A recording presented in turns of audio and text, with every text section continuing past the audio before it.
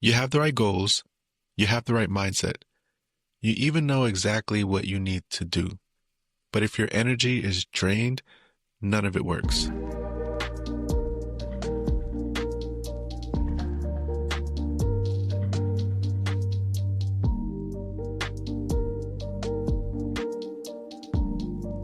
Welcome back to the Stony Safe Space podcast.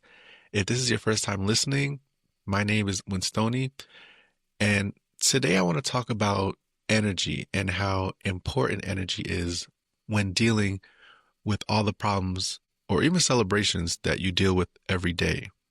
Energy is your mental space, your emotional capacity, your ability to stay present without feeling overwhelmed.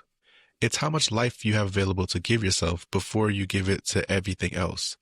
And the truth is, most people aren't tired because they're doing too much. They're tired because they're carrying too much. A lot of energy gets drained quietly. It's not always obvious. It shows up as overthinking, constant worrying, replaying conversations in your head. It shows up as staying in environments that don't feel good anymore, but feels familiar. You could be trying to change as a person and change your life, but you go back to the same places and hang out with the same friends, but it doesn't feel as good to you anymore, and you feel more tired or irritated after all of it. That's because the new person you're trying to become doesn't align with that life anymore. So it's no longer giving you the energy that it used to. It's doing the opposite. It's draining your energy because you no longer fit that mold of a person. But you keep going back because you haven't realized that yet, or don't know where else to go or who else to talk to. Energy draining can sometimes be people. Sometimes it's habits. Sometimes it's not giving yourself any space to breathe.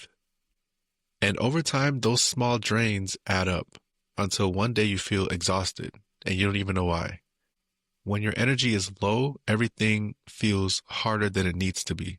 Small tasks feel heavy, decisions feel overwhelming, progress feels slow. And when your energy is protected, the same life feels completely different.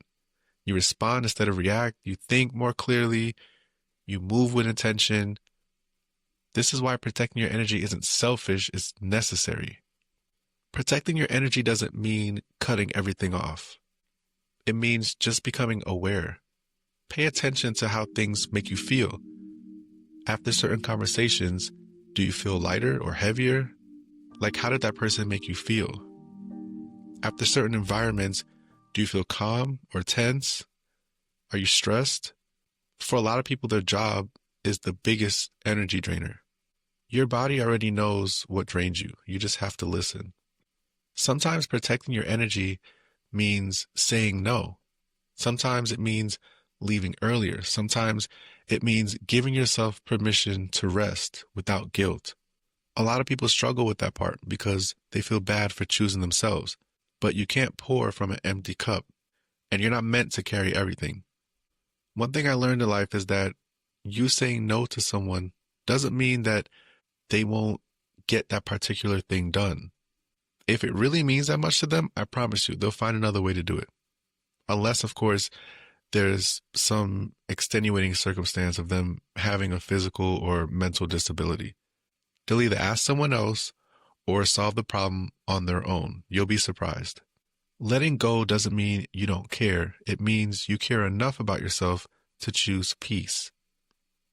You don't want to put yourself in a position where you feel obligated to give someone your time and energy because you feel that you're the only one in their life that can do for them.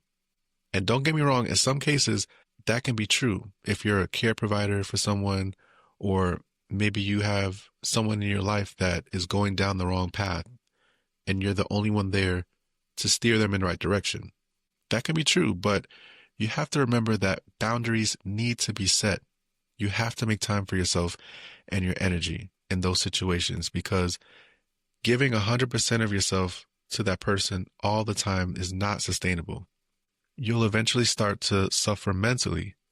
The relationship between you and that person will eventually go downhill, and then you'll start to resent them and do everything out of anger because you feel trapped. And now both of you are just suffering through your time together. And then both of you will just start to hate each other.